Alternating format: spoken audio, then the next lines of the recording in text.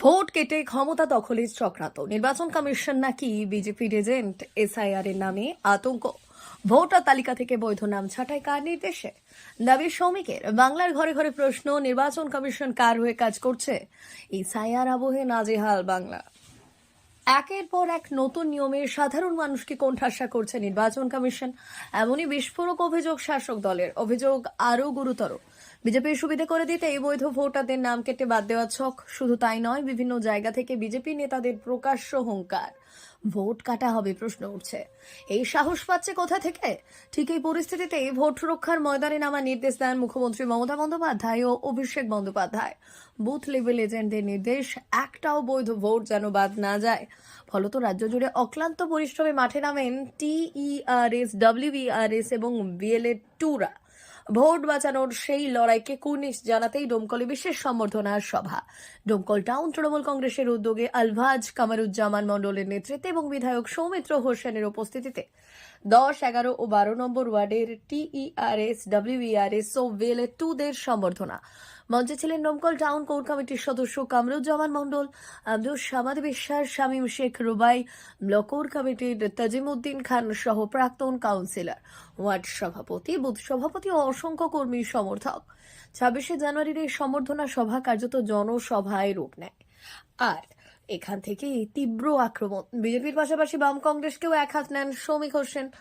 রানীনগরের বিধায়ক তথা ডোমকল বিধানসভার কোঅর্ডিনেটর শ্রমিক হোসেনের কণ্ঠে স্পষ্ট হুঁশিয়ারি, ভোট চুরি করতে এলে রাস্তায় রাস্তায় প্রতিরোধ হবে। একটার পর একটা অভিযোগ, একটার পর একটা আক্রমণ। নির্বাচন কমিশনের ভূমিকা নিয়েও প্রশ্ন তোলেন।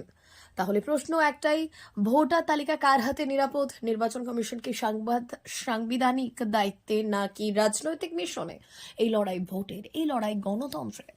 দেখুন, প্রথমত যারা এসআইআরে আমাদের নেতা অভিষেক বন্দ্যোপাধ্যায়ের নির্দেশে রাত দিন এক করে যারা পরিশ্রম করেছে এবং মুর্শিদাবাদে যারা বুথে বুথে, এই ডোমকল ব্লক এবং টাউনে বুথে বুথে যারা কাজ করেছে, তাদেরকে আজকে 3টে ওয়ার্ডে 10, 11, 12, তাই তো 3টে ওয়ার্ডের বিএলও টুদেরকে এবং ওয়ার্ডে যারা দায়িত্বে আছে তাদেরকে আমাদের কামরুজ্জামান ভাই তাদেরকে সংবর্ধনা দিলেন। এটা খুব মহান উদ্যোগ।